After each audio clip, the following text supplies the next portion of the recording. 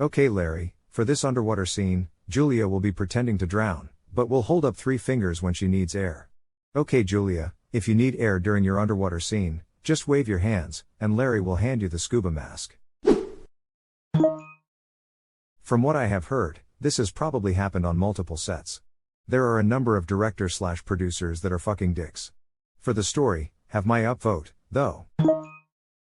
Something similar happened on the set of Die Hard while filming the scene where Hans Gruber falls to his death.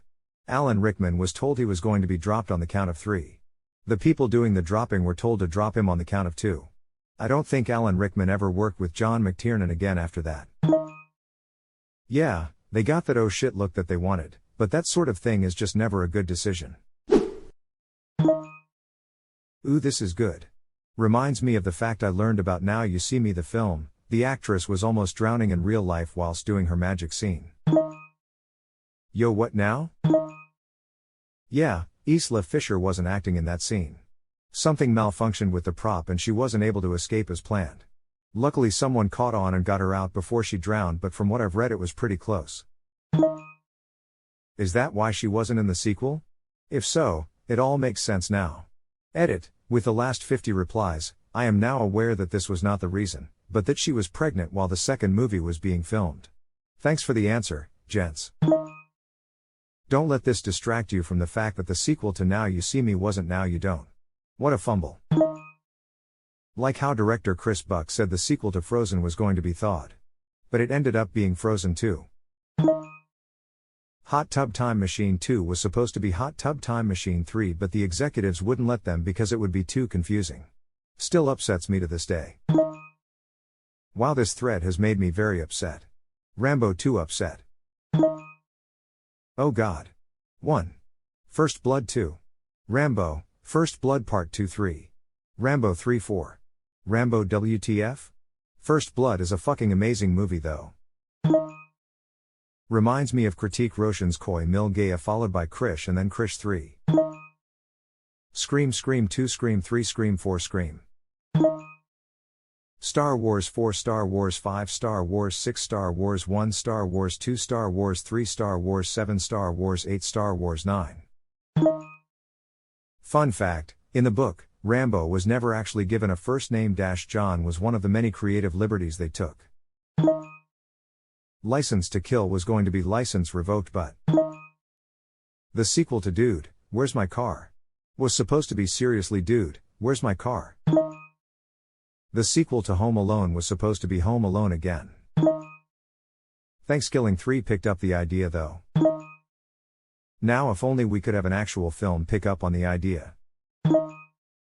Are you disrespecting the Thanksgiving franchise, a body of literal cinematic masterpieces? I wish I didn't know this. That's so frustrating. What did they name it? The first Rambo movie was simply called First Blood. Rambo's name did not appear in the title. The sequel to First Blood was called Rambo, First Blood Part 2. The third Rambo is called Rambo 3 and the fourth is just Rambo. Seriously, who makes these decisions? You are absolutely correct. If I'm understanding it correctly, they're giving a humorous but implausible explanation of why there never was a sequel to Hot Tub Time Machine 2. That one at least makes more sense considering the popularity of the first one and that the target audience are children who wouldn't as easily make the association that Thawed was related to Frozen. The working title of Fast and the Furious number 3 was 3 Fast, 3 Furious. They'll probably end up using that for FF33. Don't jinx us like that. Maybe it was 2 Frozen 2 Thaw. Probably so they can just add 2 to the merchandise rather than rebrand. And the third will most definitely not be called Now You 3 Me. Shaking my head, my damn head. With a cameo from Mike Tyson. To be fair, people unfamiliar with the first movie wouldn't have understood that title. That being said. Agreed. Maybe they used it as an advertising tagline or something, at least? Time Machine is literally in the title lol. I don't think you need to have watched number 1 to know that time travel is on the table. In what way? They wouldn't know it's a sequel to Now You See Me? So what? If they're not familiar with the first one, to the point that they don't get the title, Wouldn't that, if anything, make it more likely they'd see it? That being said, what mongoloids watch sequels without the prequels lol? I watched Paddington 2 without having seen Paddington 1. I enjoyed Paddington 2 so much, I watched Paddington 1. I am also of vaguely Mongolian descent. Ha ha ha ha ha. I read the second book of the Mars trilogy before the first one. I loved it so much it's basically my Reddit username. That's not the preferred nomenclature, dude. Oh shit, I just googled it, that's racist as fuck. I thought Mongoloid was an insult similar to Neanderthal. People used Mongoloid back in the day to mean people with Down syndrome and people of Asian descent. It's not? Lol, time to Google. TNF Neanderthal is racist as fuck too, except that one. The Neanderthals are all dead, so nobody cares, and 2. Neanderthals were a different species of human, so perhaps the racism is justified? Holy shit, I though the same thing. Time to scrub that word from my insult generator. r/unexpected Biglebowski ETA. Oh my god, this actually exists, I totally made it up on the spot. Yu Yu Hakusho is better than Hunter x Hunter and someone gets it. Dan Harmon, you go back to your room this instant and don't come out until you've finished Monster House 2. Dan Harmon's Now You See Me Too rant is something everyone need to see. It is magical. https://u2.b/b xdhbp6mda. Bro, that would have been perfect. It's so annoying, OMG. They could have easily made it Now You Don't. Don't let this distract you from the fact that in The Day After Tomorrow they burned books to keep warm in the NYC library despite there being tons of wooden furniture. God damn it. Take my free award. Nah, she was pregnant and so couldn't film the second. She was pregnant when the production started, so they had to find a replacement for her. Maybe she was pregnant with the film and was going to give birth to that very movie. The fuck did I just read? The truth. I believe she wasn't in the sequel because she was having a kid at the time they were shooting the second one, but this could have also contributed as to why she didn't come back. She was pregnant during the making of the second movie. Working with water is more dangerous than it seems. This instantly reminded me of a singer who almost drowned while filming a music video with an underwater scene. A part of her dress got misplaced when she emerged to breathe. It was over her face and she couldn't remove it and went into instant panic. It turned all right, but you can see on her movements and her face how terrified she was. https://www.youtube.com/watch v = Zerkdocket. Apparently in the cinematic masterpiece that is Deep Blue Sea, the scene where the observation window cracks and floods the lab was supposed to be shot with stunt people. But they accidentally flooded the chamber with the entire cast in it, so they're actually running for their lives. Accidentally. I fucking love that movie. They ate me. A fucking shark ate me. Drink bitch. See, I know it's up to the crew to create a safe signal and all, but I would never do a stunt like that without straight up saying, look fuckers, if I put my hands together like this, get me the fuck out. And I can hold my breath underwater for 2 minutes. The Prestige vibes. Yes, OMFG, love that film. The Illusionist was also a great film. I think it was released the same year. The scene where she almost drowned is not the one in the movie. She was stuck on a chain, it wasn't anything like the actual script called for. They didn't have a gesture for an actual emergency? Panic button at the top of the tank. But she became entangled in chains, she couldn't reach it. Say managed to untangle herself and completed the scene. According to this. This is an article about Dolly Parton. Fixed. When you scroll down, the next article was about Dolly Parton and I guess the URL changed accordingly. Same AF. Just like in the opening scene for Jaws. The girl getting dragged back and forth almost drowned, too. Love that movie. Jesus. I didn't know this. I went to have a look at the scene again and I noticed her saying help. Stop. Like help him drowning, stop filming, and also she points and looks right at the camera that's zooming on her in that moment. She looks genuinely panicked. Larry and Julia are tied for tonight's biggest loser and will have to do this punishment. Wow, I was not expecting an Ige reference in this sub. It's one hell of a heel turn for Q. Purple guys. Larry. Still sad over Joe leaving the Ige, but I'm sure the other three will do great without Joe too. Frown. He was my favorite. Frown. He left? Unfortunately added link. Deadass took me a few seconds before realizing this conversation was between two people and that you weren't crazy crying face. Bold of you to assume. I love this. Very malicious. To a lesser extent, dropping Rickman on the count of 1 instead of 3 and Die Hard. What? Told him he'd be dropped off the edge of the skyscraper on the count of 3 but let him go early to catch his look of surprise and terror. Oh god. TBH, it worked pretty well lol. But if someone says they're gonna count to 3 you should know they never will. Yeah, every Band-Aid rip-off I ever got was on the count of 3 and then they'd immediately rip it off. The surprise distracted me enough that the pain was lessening by the time I noticed.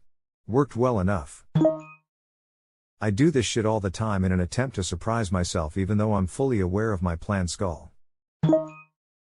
There's a scene/stunt when Alan Rickman dangling 50 feet up in air. Director convinced him they'd drop him on count of 3 but they did it on 1 so he wasn't ready/shocked face was real. I know he's since passed but Alan Rickman is/will be a treasure of film and we must avenge him. By Grabthar's hammer. What a savings. By the significant other NS of Warven. Goddamn. And that was his first film too. First non-TV film, to get pedantic. He had a few made-for-TV film credits prior and work on a few series. In Die Hard, for those that don't know. When Alan Rickman was in a harness to film the scene where he got dropped off a building, the director said, "We'll drop you on the count of 3. Instead they dropped him on 1 when he wasn't expecting it. Goddamn. This is what happened the first time I went skydiving. Guy said on 3. 1. And the next thing I know the plane is getting real tiny real quick. I've read that this is a safety thing, but I'm not sure about the validity of that. But they jump with you on 1 because people tend to grab for the handles on 3. That creates a dangerous situation for the instructor. So they scare the pants off you instead. Same here. The reasoning was people tend to dig their heels in on 3. Stallone did something similar to Rutger Hauer during the shooting of Nighthawks. A rig was supposed to jerk Hauer across the room, Stallone made it go off earlier than agreed. But the worst case is Bernardo Bertolucci having Marlon Brando anally rape his then teenage co-star Maria Schneider on film, penetrate without consent, in Last Tango in Paris, because he wanted her startled reaction to be real.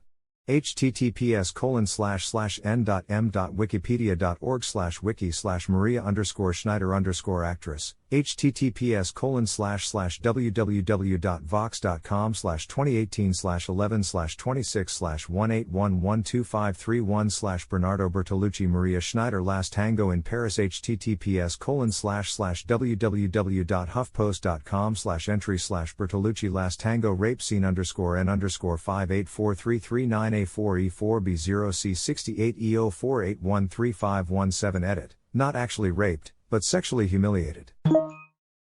That actress was 19. This makes me think of all the girls in the porn industry who get baited and switched on set into doing something they didn't sign up for. The exploitation and abuse of young girls in that industry is horrible. To be clear, it was a rape scene, but Brando didn't penetrate on set.